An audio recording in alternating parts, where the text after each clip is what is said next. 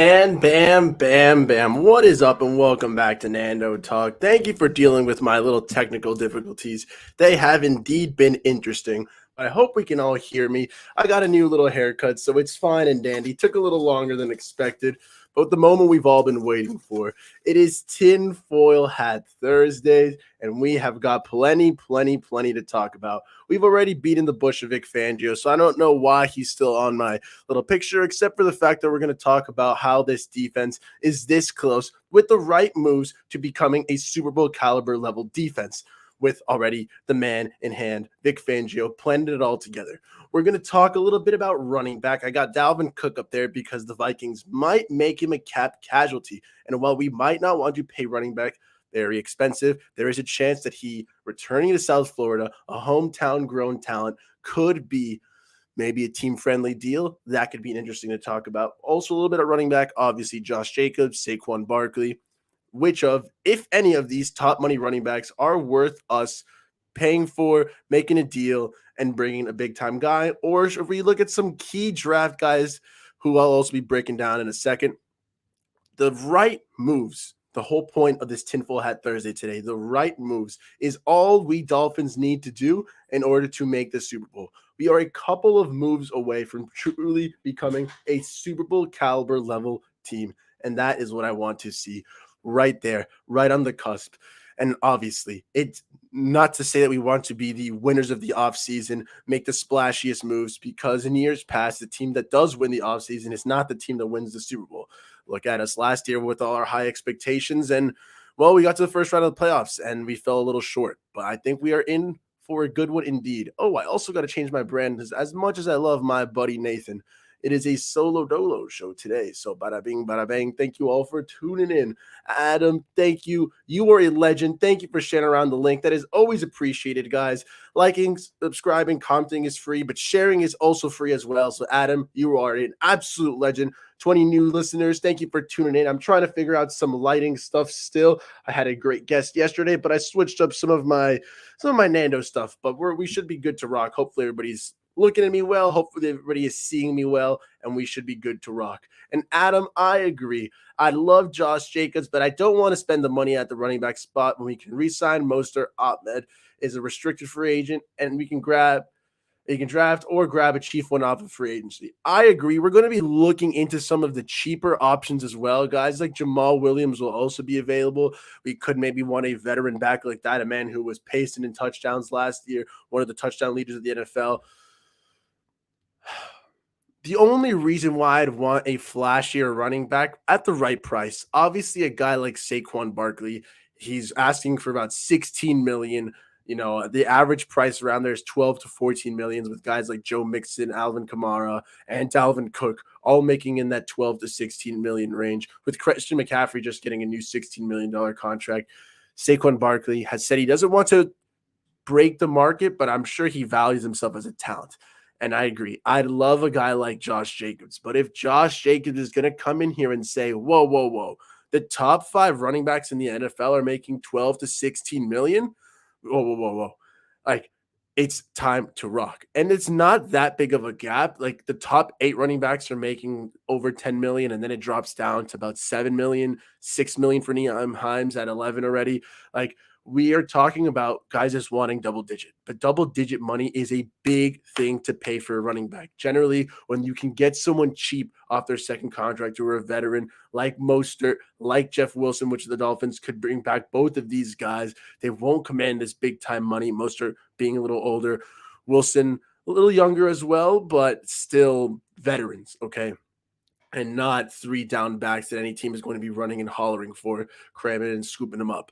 So bringing back Mostert / Wilson, or even both, is probably the best thing to do for the Dolphins. But we've got the tinfoil hat on. So let's say, okay, Saquon, no, because he wants to be very expensive. Although we could maybe, he got the injuries to prove off of, maybe a cheaper 1-year deal, 2-year deals until he Wakata re-cements himself. Although at that case, I'd see him sticking back with the Giants. Josh Jacobs, again, a guy who was 4th, I think, in the NFL for scrimmage yards or maybe rushing yards, something ridiculous like that. Josh Jacobs is a workhorse of a back. I am very interested to see how that goes. But if we are going for a free agent, and the reason I put him on the picture there is Dalvin Cook. Okay. The NFC North in general could have some nice running backs. Okay. With Jamal Williams coming loose, that'd be a nice veteran who seems to have a nose for the end zone. Won't be very expensive. And I'd be surprised if Detroit brings him back because they want to start leaning on DeAndre Swift a little bit more. But at that point, I'd rather have Mostert and Wilson and bringing back, like you said, Adam, a guy like Savon Ahmed, who is restricted free agent for us. I don't think we bring back Gaskin, but we do need backs in general. And you still look at that same division. David Montgomery might also be let go for the reason that the Chicago Bears have Khalil Herbert coming up in the wings, very young running back, fellow American heritage, class of 2016. So shout out to you, boss man. Had a hell of a journey there, but he's starting to prove that he could be a workhorse back. You know, he's a fifth rounder out of Virginia Tech after transferring from University of Kansas for 4 years. You know, he got to Virginia Tech, had a great year, got into the fifth round, was supposed to be an afterthought in Chicago. Dave Montgomery, Tariq Cohen go down, and Khalil Herbert over the last years has shown he could be a starting running back. So if they release Minty Monty, if the Bears let go Montgomery, that could be an interesting back for the Dolphins. I would be not the most expensive considering he's coming off of a banged up season, but I'm not sure how that fits. It's something I have to look into more. If we're going for flash, though, someone who's going to gash teams left and right, like if the Vikings end up cutting Dalvin Cook for cap space, I'd love that. There's even talks of maybe us trading Byron Jones to the Vikings because they got Brian Flores now. That could free up some cap space for us, but they're $24 million over the cap. They're not going to trade for a guy like Byron Jones. It just doesn't make the sense for them. But if they cut Dalvin to save up that money, he is going to be making $12 million a year for them this year. Then, hey, that could be a guy who, if he goes for a cheaperish deal, he'd be going on his third contract at that point. Maybe we could get lucky. He's still Dalvin Cook. You know, he's been a little banged up at times. You know, he does have roots here in South Florida. He's from the area. He's went to FSU as well. For all intents and purposes, he would love to play down here. And when James Cook was coming into the draft last year, there were talks of, hey, he's Dalvin Cook's little brother. He's also a South Florida guy. Nick Hicks trains him. It should be a good fit. It was sad when he went to Buffalo. But why get the younger brother when we can get the big brother? Why when we can get Dalvin? That'd be awesome. However, I don't see us. If we can get $8 million for a player of Dalvin Cook's caliber, $9 million, that's one thing. Once you break into double digits, though, I hesitate to pay that for running backs. So Dalvin would be a beautiful pipe dream. We'll have to see how he gets cut and how it starts looking for him on that end, but I'm not too sure. Yeah, I understand that. Ruski, I've definitely heard. What's up, by the way? Thanks for tuning in, boss man. Howard for Cook. I've heard the same thing for Byron Jones for Cook. The thing is that they're over $24 million, and both Howard and Byron Jones would just add more money to them. So I'm not sure if they would trade. I think if they do trade Cook, it'll probably be for some picks to a team. But I don't know if I'd want the Dolphins sending some picks and taking on that big deal. So I'm not sure about that one. But I would want Dalvin Cook on tap. Offensive line coach, by the way, we did sign. How could I forget Butch Barry off the Denver Broncos? Mixed bag so far from him. Reports from Denver are that he wasn't always the most well-respected person in the locker room, that they were disgruntled. Granted, they were moving on from Mike Munchak, offensive line guru of the NFL, very respected. So anyone filling in those shoes is going to be a tall task. With the 5 starters, he did seem to have some promise. However, they were banged up at times, and it seems as a unit as a whole, it wasn't the greatest offensive line. I think they allowed near the top end of the NFL for most sacks in the NFL, so that is not a good sign. You'd also have to see, I don't know the Broncos' offensive line too particularly well. I have to make a separate video for that. But Ruski, thank you for reminding me that is on the docket. We are still not done adding an offensive line, though. I do think exactly, baby. Dalvin Cook also has the connections with Nick Hicks. That's why I would love Dalvin down here, man. That'd be a glorious thing to see. With offensive line and running back, though, I really do think they go hand in hand. I think that we are going to – Greer said that he's going to give Eichenberg and Austin Jackson a chance to start. That's where we get the tinfoil hat, though. it's not saying that they are both getting a chance to start, just that they will both be given a chance to start. I think that both these cats are going to be competing each other for the left guard spot. I think Eichenberg and Austin Jackson have shown the flexibility of left guard, and I was just talking about him, boss. I was just talking about Butch Barry. That's the offensive line coach. Um, Basically, like mixed bag about him. I want to see what he does with the talent here, but that's where I was transitioning to now with the guys. Eichenberg and Austin Jackson. I think that if they get to compete for left guard, they do have the flexibility. They've both been working guard tackle recently, and we've seen with our injuries that we need that flexibility. I wouldn't want both of them having a chance to start at guard and tackle, but if it's just one position, let them compete at guard. There's not too crazy free agency options. And I think at right tackle, we're going to need to get someone maybe like Mike McGlinchey. Maybe need to pay the bag for an Orlando Brown if the Chiefs let him walk. McGlinchey would be awesome because of that Mike McDaniel familiarity with the 49ers scheme, because I'm not too sure what we have in Barry Butch, Butch Barry, I'm sorry. I'm not too sure how I think it is probably an upgrade just because Applebaum seems to not have been totally clicking down here. He is a guy coming from the college ranks. Maybe we wanted someone more established in the NFL, but you had to believe there were better options. So it might be the first time where I'm a little bit head scratching with the Mike McDaniel decision, but I do have to make a separate video on that to give my full take on it. But let's wear the tinfoil hat. Let's assume that Butch Barry is the guy. Okay, he's got the familiarity with Mike. He knows how to rock with them. They're ready to go hand in hand, and they'll run the running game to their want. A lot of that will have to do with the talent being brought in. McGlinchey as well. If you continue to add familiarity for Mike McDaniel, that's what it boils down to me. That's also why I'm down with Raheem Mostert and Jeff Wilson coming back. Why Savon Ahmed, who originally was with the Niners as well, like guys like that, I'm okay with Mike McDaniel getting his guys. I trust his coaching tree. I trust his mind. I trust the guy who has led the Dolphins to a top 10 offense this year. We are ready to rock with Mike McDaniel. I just realized I probably am still on the other sound. So, haha. How does that sound? Hopefully a little better.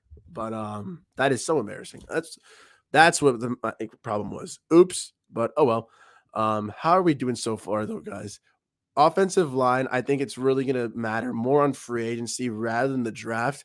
I would love to see us use a second round pick on offensive linemen until I remember that, yes, Robert Hunt, great success. Liam Eichenberg, not so much. We seem to be a little bit mixed bag. That could be on Chris Greer. That could be on the offensive line staff that we've had. I think we've had 5 different offensive line coaches or 6 different offensive line coaches in the last 5 years. It's either 5 coaches in 6 years or 6 coaches in 5 years. Either way is a ridiculous amount of coaches to have. The lack of continuity in the Miami Dolphins continues to be apparent, continues to be a problem. The big time teams stick with their guys. And what we were hoping on, and if you watch the video I posted earlier today, which was recorded yesterday, right before the Butch Barry signing, we were hoping that someone would come along, someone that the Dolphins could say, hey, I'm committing to you for a couple of years to work on this offensive line. I hope that's what we had with Matt Applebaum last year. Alas, McDaniel said you weren't part of the vision, and I'm going to have to defer to coach on this one. So if he believes that Butch Barry is that guy, bring in the right guys to help him do that, okay? Flesh out this offensive line depth so there isn't a massive talent drop-off, okay? We've known that Teron Armstead, Leon Eichenberg, and Austin Jackson are all tackles who have gotten banged up. We were relying at some points on Greg Little. We were hoping that UDFA could come up. Guys, in the last game of the season, in the playoffs, we played with Lester Cotton on the offensive line, okay? We're actually bringing it back. We need to continue to shore up this offensive line depth. Bring in a guy like Matt McGlinchey who can plug in and play, block to his blind side. Wakada, good to go. I would love that, and I'd love to see that for the Miami Dolphins. And it allows us to have more flexibility. Whoever wins the starting left guard job, Austin Jackson or Liam Eichenberg, well, they win the job. They can continue to grow. And the one who loses develops on the bench and can be a backup ready to go, waiting in the wings, bada bing, bada bam. We're going to fill the hole, whether it's at tackle or guard, whoever goes down. I think, ooh, wow. No bueno there.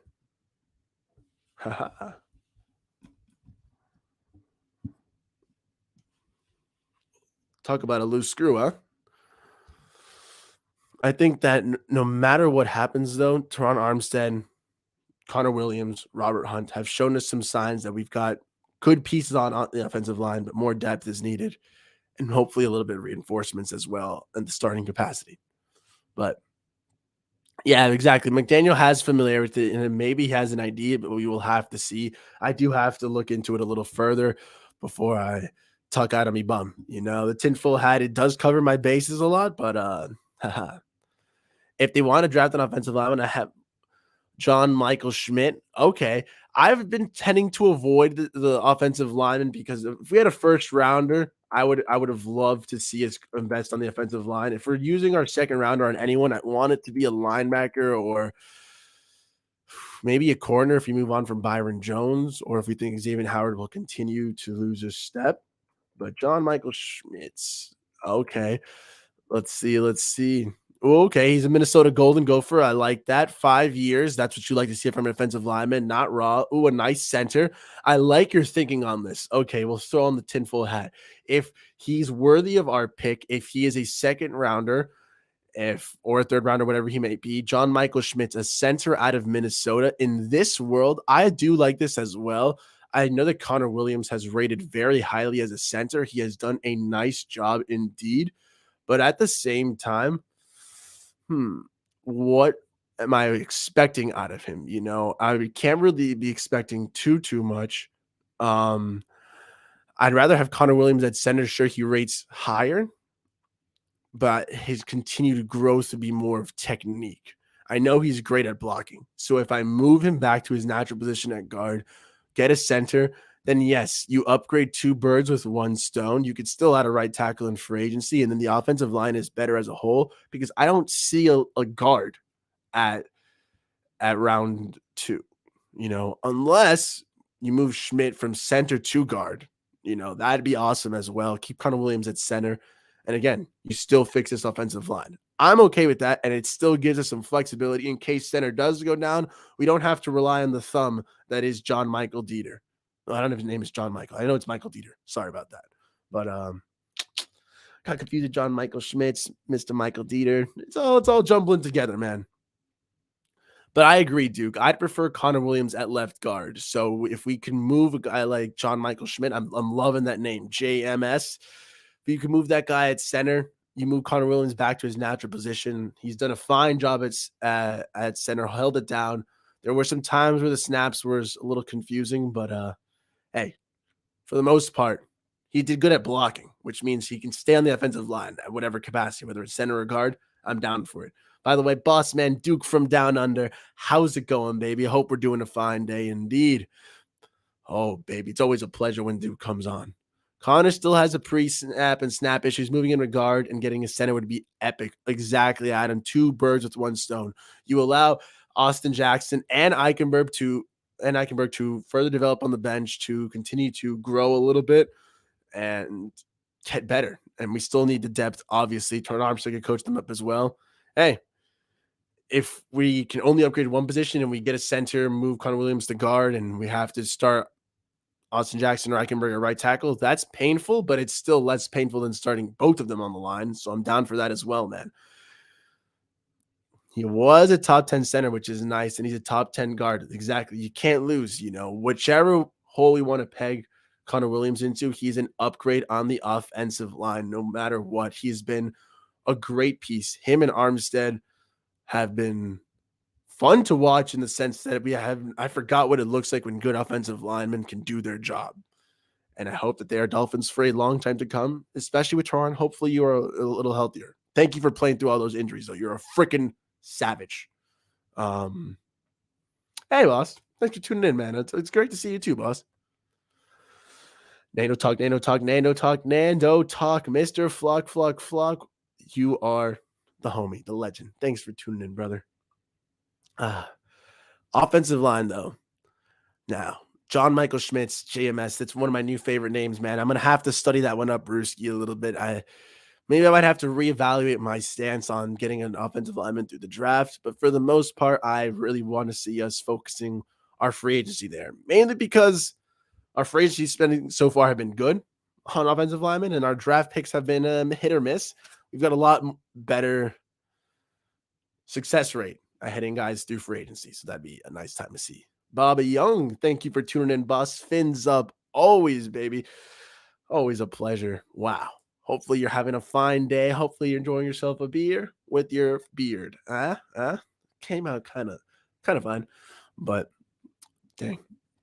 How do we continue looking forward? If we allocate a lot of free agency to the offensive line, something that we are better at doing, and we running back consensus has been maybe spend some money there on free agency, but for the most part, try to get someone cheaper in the draft.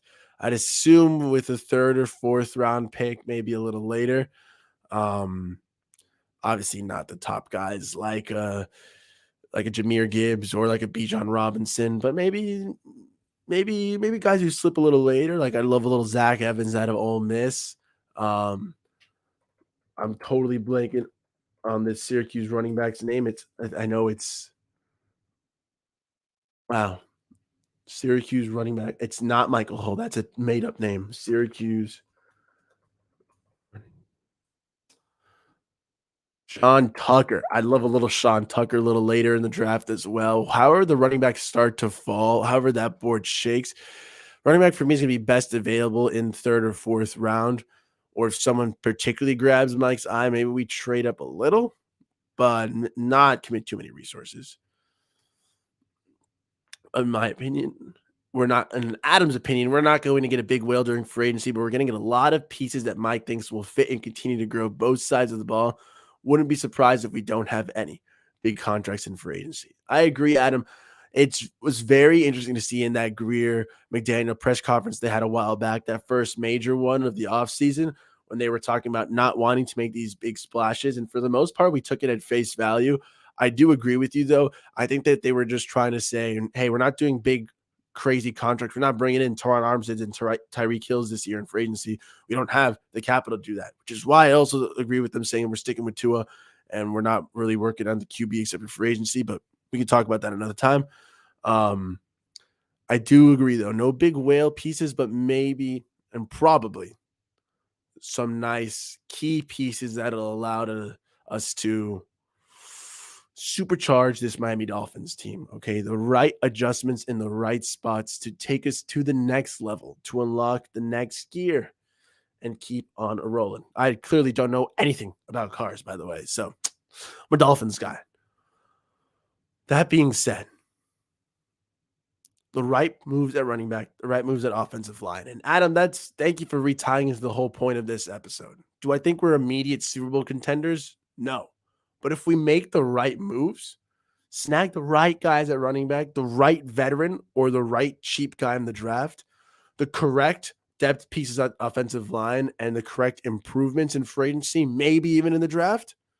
And this is a much better team, a team that was already a top 10 offense last year with very interesting situation between running backs and offensive line, carousel, and the quarterback room getting banged up. We were still top 10. You improve that run game, you shore up that offensive line. Wow, the sky's the limit. And the most they'll say about quarterback, and I'll try to include here the little link to the video I have about the main QB talk, which is last Tinfoil Hat Thursday.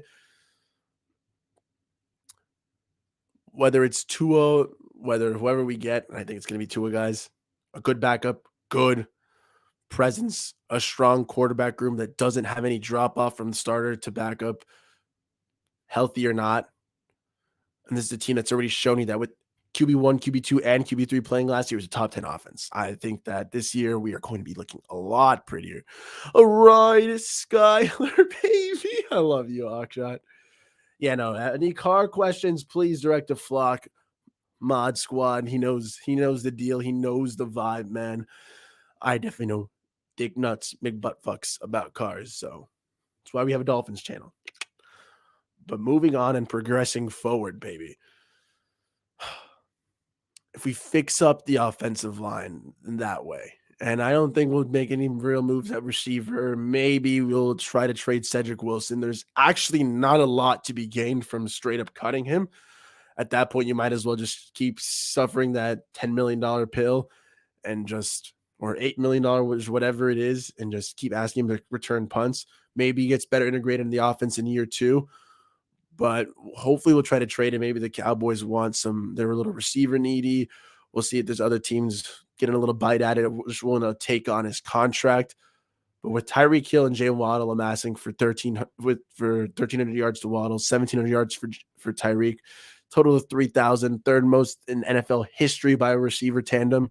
Yeah, I'd say we're pretty set at wide receiver. And Eric Ezukanma I'm expecting a massive year two for him, a massive wide receiver 3 year for him. Easy out of Texas Tech, 6'3", 220 pounds. Played a little bit of wingback, mostly receiver at Texas Tech, using his athleticism, his size speed combo. Absolutely freakish with the ball.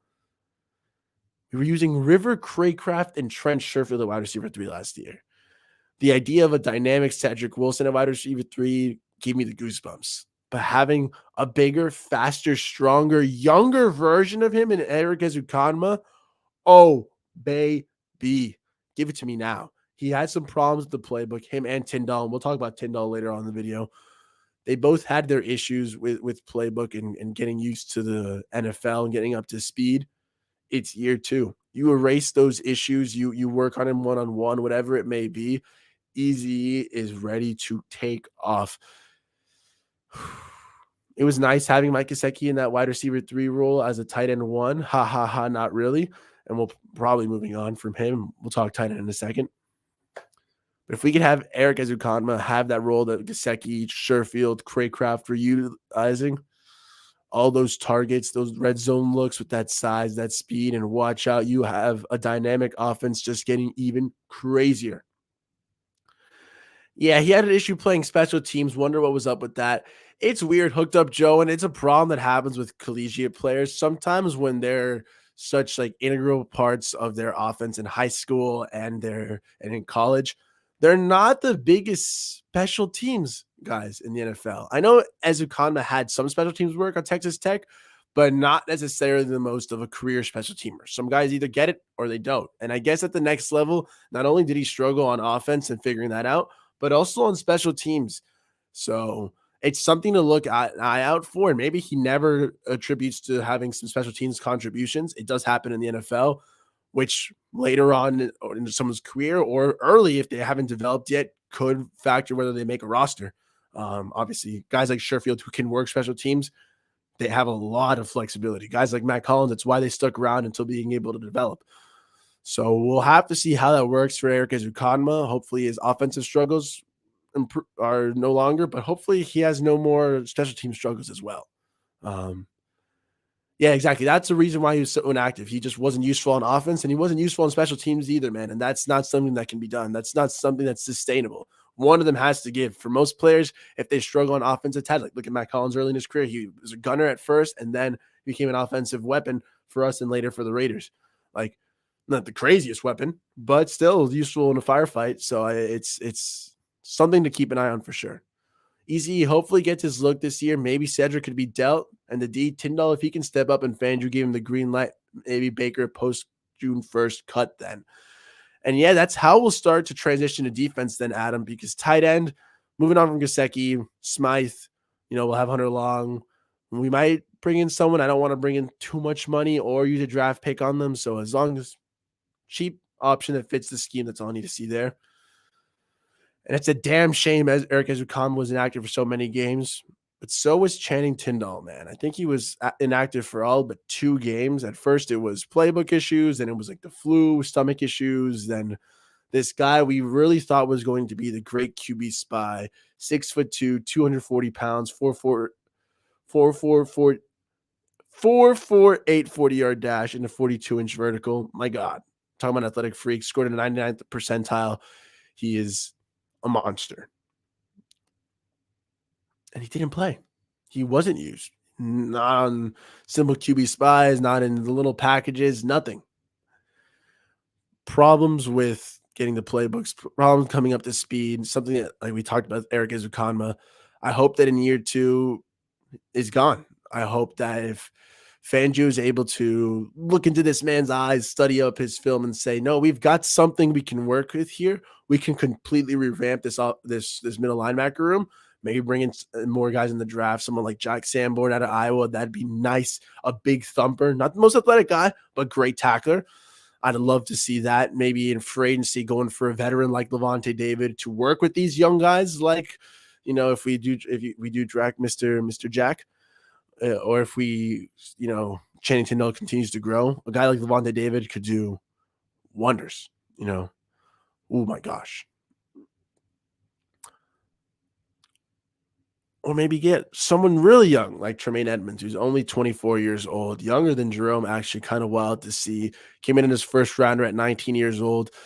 A little bit weird sometimes getting divisional rivals, former division rivals. He's a former Bill. This talks about from the Bills fans, hey, let him walk. He was Matt Milano merchant. He was lucky he had Matt there.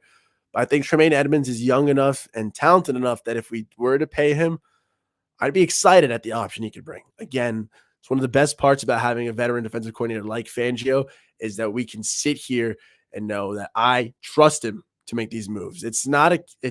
Maybe it's a calculated risk, but it's not a massive gamble. It is a man who knows his strengths, his weaknesses, his limitations, the things he favors. And I love having that confidence in a coach. So Fangio, do your thing, man. If you bring in Edmonds and go young, if you go for Levante David and you go for a veteran, if you go really young and go to the draft, whatever Vic Fangio goes with, I'm down for. But I do think that the improvement of Channing Tindall will be massive, man. If we could utilize him better, be a little bit of a Swiss Army knife. He's good at pass coverage. He's good at stopping the run, getting after the quarterback. My guy can do a bit of it all. When you're an athletic freak like that, it makes total sense. And when you are a 4-year player at Georgia, you've seen it all pretty much. If Fangio has the confidence in Tindall, Adam, like if we don't go through the draft or free agency, that means huge spark of confidence in Tindall. Maybe he just wasn't understanding Boyer's wild playbook, and Fangio will be able to straighten it all out for him, man. Yeah, dude, Ruski been talking about that Darnell Washington, and the more it'll be beautiful. Because I hooked up, Joe. You are totally right, man. It's why I'm not too keen on taking a tight end in the draft, because it takes a year to develop them. They're very slow, usually, aside from guys like Pat Fryermuth, who hit the ground running. Most of them are guys like Tyler Eifert, who year 3, year 4 exploded. Cole Kmet's getting primed for year 3. TJ Hawkinson, year 3, year 4 was finally popping off for the Lions. It takes a while, usually. Like a Gesicki, the first couple of years was a little bit of a struggle, and it never really amounted to much in Miami, but you know what the point I'm making. But Ruski, you're 1,000% right. Darnell Washington is a freak of freaking nature. Okay, he got famous last year as being the guy this is Georgia's tight end 3. He's like 6'7", 270 pounds. He's so fast, so athletic. And then this year he lived up to that hype, and he is one of the most coveted tight end prospects. If we get a second rounder and we want to use a weapon like that and we get Darnell Washington, I cannot blame us. I would have to believe that's John Embry saying, hey, please, Mike, please, Greer, please. This guy he's that guy. I've coached George Kittle. He's the next one. Frank Smith goes damn straight. I coached Darren Waller. He's the next one. They're like, we worked with, no, they worked with Jordan Cameron, I think, but Gary Barnage, another freak out of Cleveland. That's why I got confused there. But hey, yeah, Gary Barnage, a monster. That little flash in the pan. But if they think he can reach those heights, add a new level, a new dynamic to this offense, why not let it fly? He's had his years waiting in college. Maybe he might be ready, and who knows? You can go for that swing. I love that. But exactly, Smythe is just serviceable. He has been a ghost. We just need a body that won't get pushed around. Washington would be that dude. Yeah, Smythe would be nothing to call home about. Nothing to be screaming for. I'd hope that if we stick with Smythe, means Hunter Long's come a lot longer way. But I wouldn't have any issue with Washington at second round. That's just those kinds of talents that you hard pressed to pass up on. It's where we kind of got Gesicki. I know compensatory picks aren't as simple as this, but if we do get a compensatory pick out of Gesicki walking and we get a third rounder, maybe we can use that on a tight end. But I would also not be too opposed to using a second rounder on Darnell Washington. Hopefully he falls later than that, though. Like, particularly just because second round Gesicki didn't pan out too hot, but Darnell Washington is an absolute freak. Did you guys know, by the way, that the crazy athleticism score that Kyle Pitts got, that he was this generational tight end? Mike Gesicki scored higher than him, like he was more athletic. than Kyle Pitts. Just something to think about. Athleticism isn't always everything in the draft. But come on, Darnell Washington, 6'7", 270. My God. My God. My God. But Channing Tindall. Now that's the man. I was talking about it with my buddy Nathan. We haven't had a crazy middle linebacker since like Carlos Dansby in like 2012, since Zach Thomas in the early 2000s. And Zach Thomas tonight, Hall of Fame committee. You mother frickers, you're flipping my flippers if you don't give Zach Thomas the Hall of Fame tonight. You are flipping my flippers. Zach Thomas, Hall of Fame tonight. He has been waiting for so damn long. And I understand. I understand that the Hall of Fame is supposed to be the story of the NFL. And the players inducted are the players you cannot tell that story without. Which is why Brian Urlacher will probably make it in. But my God, Zach Thomas has earned this spot, has deserved it, and by all intents and purposes, should have been there years ago. Do not continue to rob this man, but put him in, or there will be hell to pay. Mark my words, NFL. Hey, man, I went in and out of language, between flipping my flippers and actual curse words, Bob. They just bring it out to me. Goodell, you get me mad. Roger, you are bada bing, bada bing.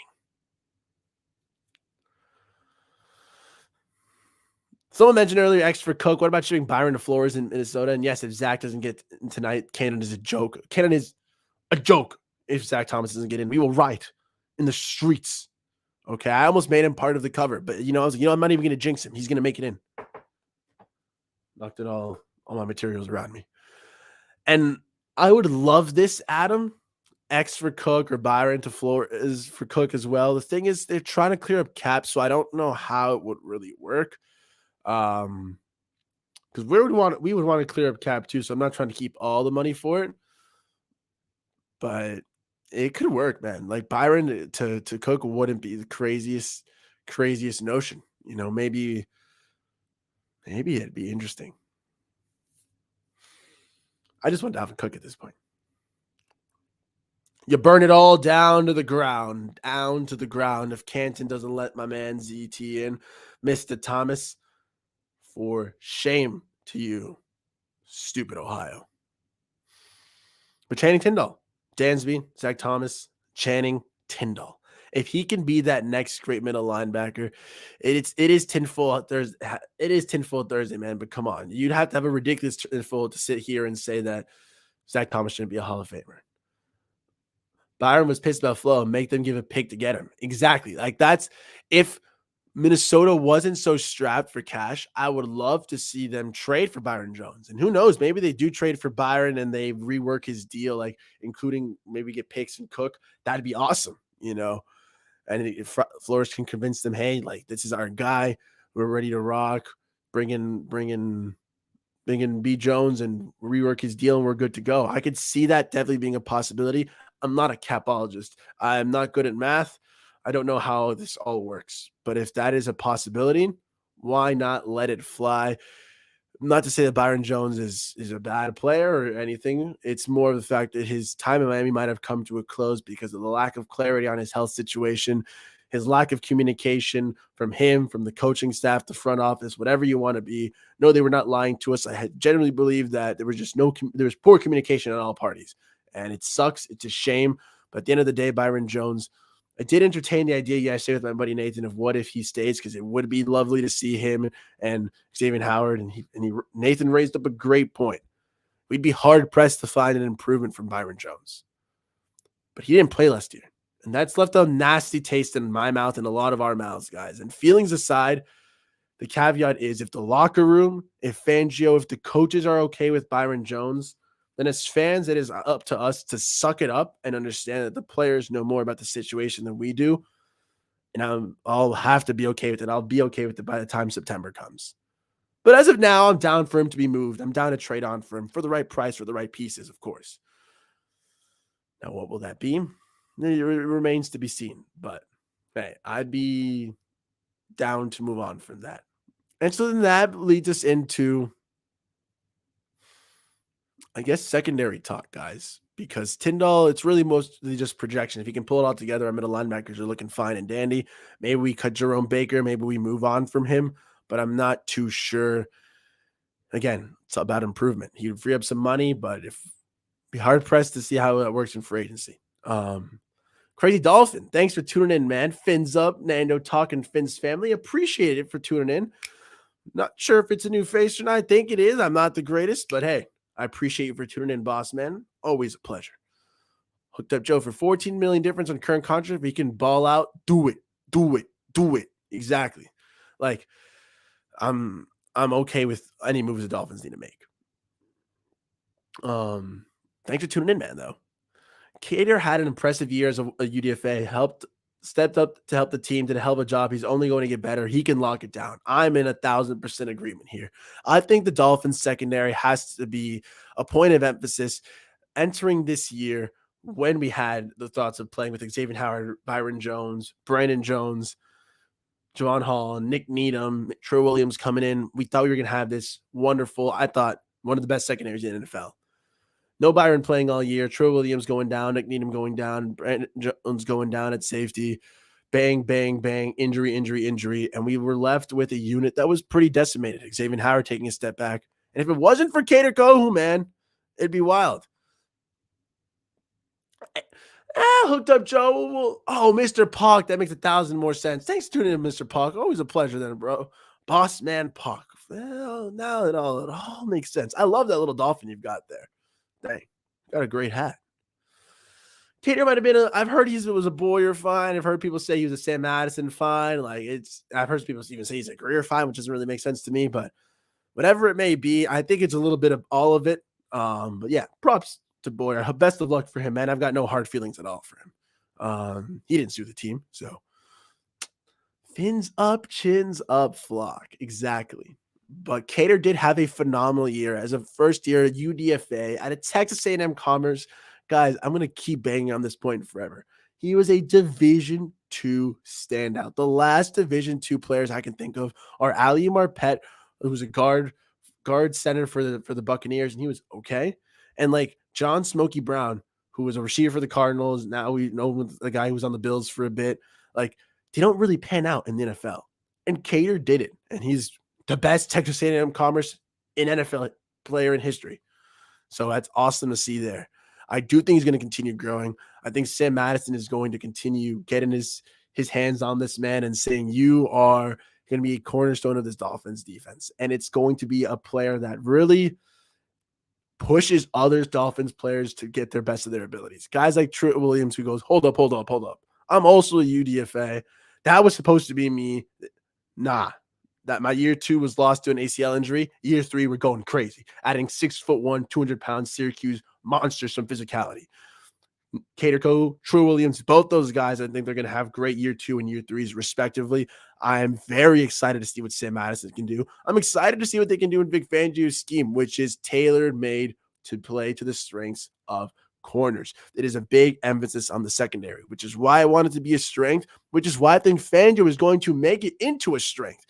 Okay, if Cater Kohu continues to develop, if Troy Williams can have a nice year 3 leap, a nice bounce back from injury, I'm totally fine for moving on from Byron Jones. I think the in-house talent we'll have is great. And if we can add someone in the second round, or if we can add a little bit of maybe some free agent magic, not the biggest free agent names out there, then we would have to move on from Byron Jones if that's an option.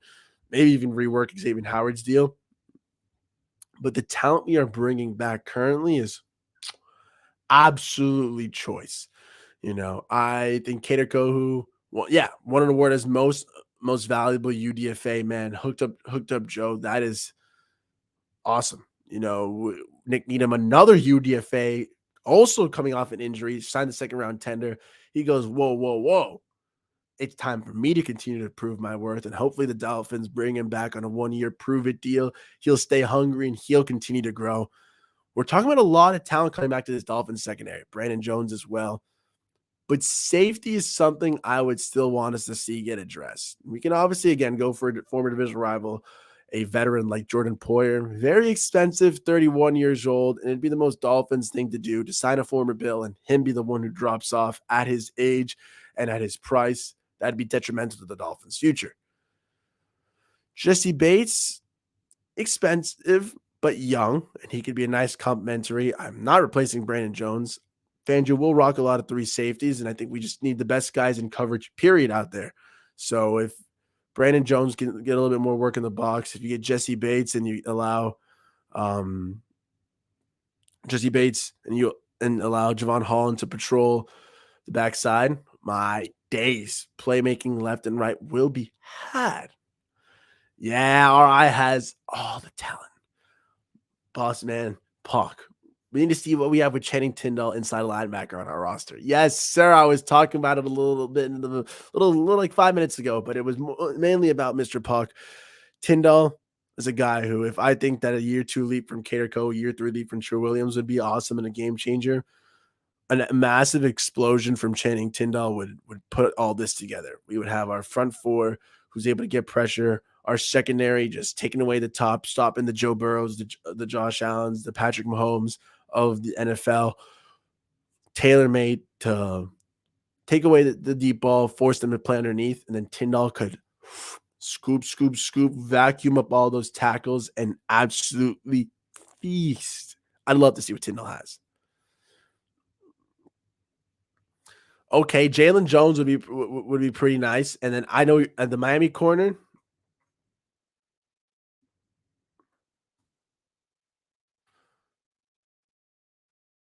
Tyreek Stevenson? That could be pretty cool. He's projected as a first or DJ Ivy. I don't know. There's a couple of corners, man. I'd be pretty interested in some homegrown talent, man. You always like to see it. Miami used to be that DBU. And it's an interesting proposition to see if we can continue to grow with that, though. If we can get a second round, third round talent, as much as I love all the guys we're bringing in, oh, baby, give some more talent to Sam Madison. Think about what he's produced with UDFAs, guys who don't have the highest pedigree.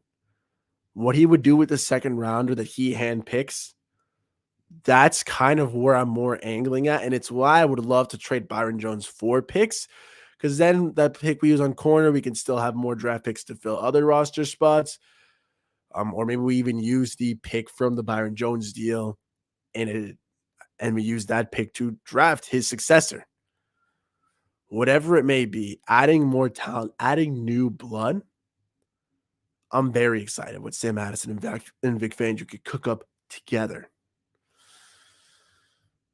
A new safety would be cool. Maybe I don't see us drafting that, mainly because we've invested so much in that in Javon Holland, Brandon Jones, the last 2 drafts in the second and third round. I don't know if we can continue going so young. And corner, we have the talent, but it's young talent that we have not invested in besides just money. So a second rounder there, third rounder for cornerback could be nice to go, man.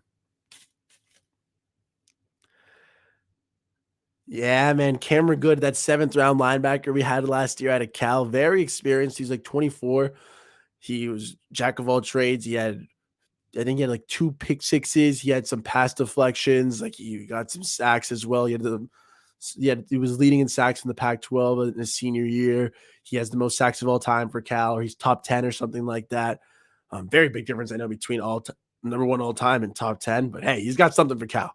He's a very complete player. We got him in the 7th round, and it's someone who spent a lot of time in the practice squad. I think he can continue to grow. We probably won't bring back Andrew Van Ginkel. I think Cameron Good will most likely step up and fill that Van Ginkel grade. Interesting enough, actually, Van Ginkel was graded like a 6.4 coming out of the draft. Cameron Good was a 6.8, so he's already had a little slightly higher mark to start from. So hopefully he'll end up being a little bit better version of Van Ginkel. If we bring Gink back, love that. AVG, you're a beast. If not, hey, thank you for all the help, and I hope for the best for you in your career, man.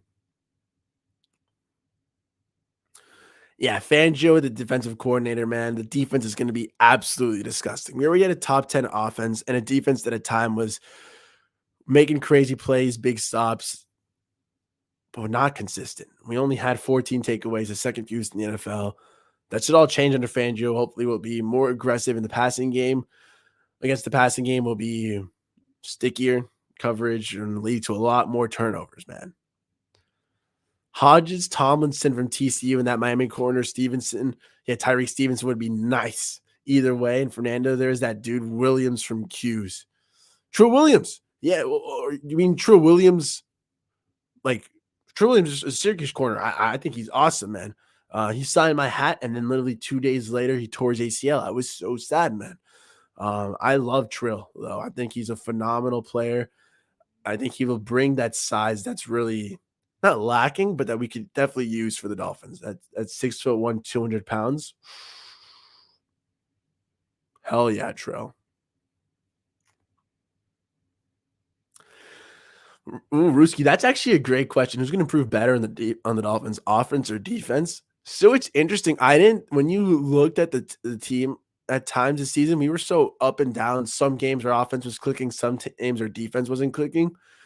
I agree that it's going to be defense in time, mainly because the offense was top 10 this year and the defense was for most categories like in the 20s.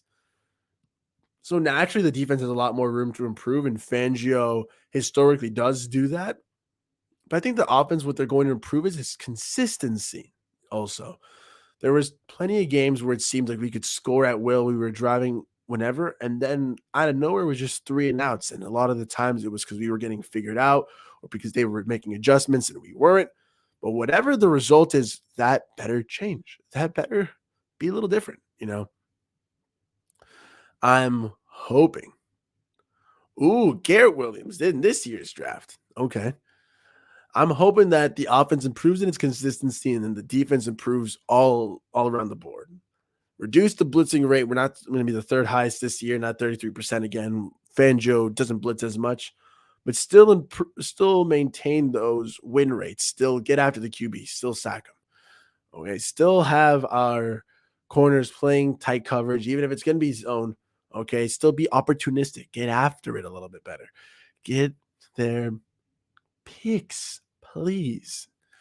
And at linebacker, don't miss tackles. Okay, hit your gaps, lock up, wrap up, bring him into the dirt. Okay, tip passes, get some picks yourselves, gentlemen. I want to see it. I want to see him keep growing. I think the defense is the one that's going to improve the most, but yes, in time. If Mike figures out the play calling and getting calls in quicker, they'll be better, and Fangio will create a monster for our D, so both will improve, but our D has a higher ceiling to go up. Adam, I love that you said both, and I think this is going to be massive. Okay, all respect to Josh Boyer and what he did. Dude, Mike McDaniel and Vic Fangio's offense and defense going up together, and I think that's a huge part of what McDaniel was saying. Oh, familiarity. It's not just so he knows how he's going to run in game time. It's so how he knows he can rock with practice as well. If they need to do scrimmages, if they need to work against each other, they'll work together to produce the greatest results for this team. Having a Fangio defense in practice is going to be very nice to see, okay? Considering he has a lot of disciples in the NFL, a lot of people who run a scheme similar to his, he's the one who invented it. He's the one who created it and fine-tuned it and popularized it to the world. Okay. So if he rocks with his scheme, that'll give McDaniel not only a great competition in practice in and out, great practice for him to call his own plays against, speed things up, and for the offense to get better. But it also give them some familiarity so that when they go up against Fangio disciples in the NFL, they go, whoa, that looks familiar. Bada bing, bada bang, slice and dice that up right there. I think McDaniel, though, regardless of it, has to figure out his play calling. I don't know if he's got to time himself, look in the mirror, run some drills, but he's got to speed that up, okay? The quarterback play call, 40 seconds. At the 15-second mark, bang, Mike gets cut off. McDaniel, you need to get it out faster. No stumbling, no fumbling. Get it out there so that our players can be ready to go comfortable, and it'll reduce penalties, increase the success on 3rd and 4th downs. We'll just play better football. And that's all I need to see from this Miami Dolphins team. Be smarter. Continue to grow. okay, not only physically, so our players are more conditioned and less injury prone, but mentally, so they're not making these dumb little mistakes. So they are not being offsides, false starts, holding, dumb errors that continuously just kill a drive, that crush all momentum, and that cause a coach to say, hold up, why am I going to keep running the ball if we're just going to keep getting holdings and false starts?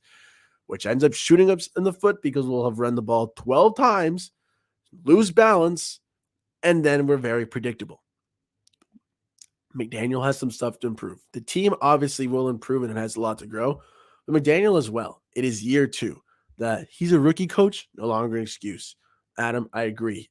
McDaniel needs to improve his play calling. But now there's no that excuse that it's his first time calling plays, this and that. If he's not comfortable calling plays, we have Darrell Bevel. I always butcher that name, but whatever.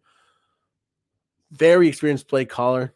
Let him do it. If you can't handle it, Mike, maybe you can just craft it up. Maybe you are the scheme man, the man who designs it all. Maybe you're not fit to fire the trigger, and that's fine, I guess. Maybe you'll do the overseeing as a head coach, and you'll continue to learn. But if you're going to call the plays, let it be fast, let it be good, and let them be smart. I know you're an intelligent man, Mike. You don't walk around with a tinfoil hat. You walk around with a big old set of dinosaur balls and with some nice intelligence. The brain of, I don't even know, bro. I was going to say Socrates, but he knows nothing about football.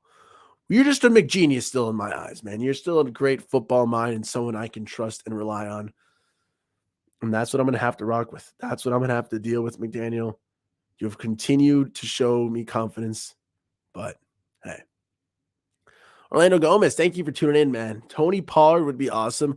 I think what the Dallas Cowboys are going to do is either franchise tag Dalton Schultz or franchise tag Tony Pollard. Whoever they let walk, I do think will be a Miami Dolphin. Dalton Schultz could be nice because we need a tight end. I'm not sure if I want to spend so much money on one, but he does fit the scheme very well. He blocks very well. Great receiver and if John Emery likes him, I'm down for it. If McDaniel likes him, I'm okay with it. With Pollard, he's coming off an injury, so that's why there's uncertainty if they're going to tag him or not. It's just an ankle injury. It's not something that he's going to miss significant time. He's going to miss some time. He's going to need to recover, but I think Pollard would definitely be an interesting addition. One of the reasons why you don't like paying running backs so heavily in the second contract is because they've taken a lot of hits, taken a lot of tread on those tires, and maybe it's time to get some new tires. Pollard doesn't have a lot of work on him, so that's good. But he is coming off an injury, so it's give and take on whether he's good or not. But 1,000%, man, fix this offensive line, man. Around the 10-minute, 12-minute mark, that's where I was talking a lot about offensive line. We got a lot to do there. I do think, though, to wrap it up, I do think the offensive line in the free agency is what I want to see. Greer and the Dolphins don't have the biggest history of drafting the correct offensive lineman. It's a lot of hit and miss. But free agency, we seem to know what to do given their very public track records. We know who to bring in, who fits in. I'd love a Matt McGlinchey due to his familiarity with Mike McDaniel's scheme. But we'll see how that all tends to roll out.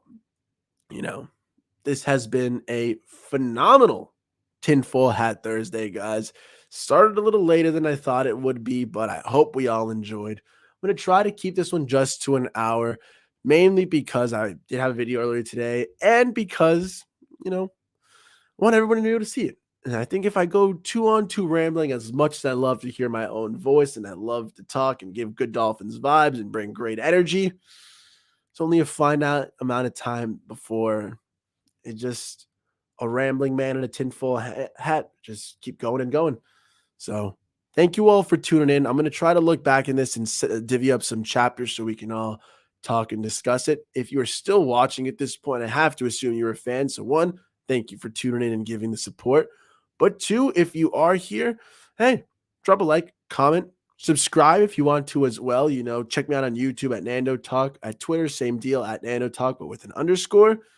Check me out for positive Dolphins vibes, some good news, fins up, chins up, always.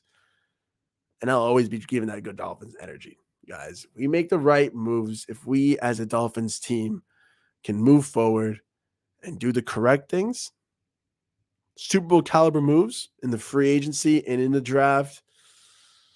My God, in 2024 Super Bowl, I'll be seeing you there live and in person. In person. Hey, Mr. Puck, I appreciate you. Thank you for tuning into the show, man. Ian's up, chin's up. Adam, you're a legend for sharing, for support, for talking. It's always great bouncing off ideas off you as well, brother. Stay safe out there and stay safe down under, Mr. Duke. Hope you're having a nice Vegemite sandwich for all of us, okay? Maybe get a nice stubby, a great little beer, and nice vibes down under, man. We'll always one day have to visit Australia, huh? But, hey, Orlando, I wanted to sign Jimmy G as well because he knows the system. He's got the familiarity. And if we can get a good deal with him, even if it's like 14, 15 million, very expensive for a backup, but that's the greatest insurance plan of all time. It's like signing a $10 million life insurance policy. You hate to cash it in, but if you do, my God, your family is set for the future and good to rock. However, if he goes for a starter deal, I heard that they might offer, so a team like the Jets might offer him like 30 to 35 million, in which case we would miss out on that. But hey, thank you for tuning in, man.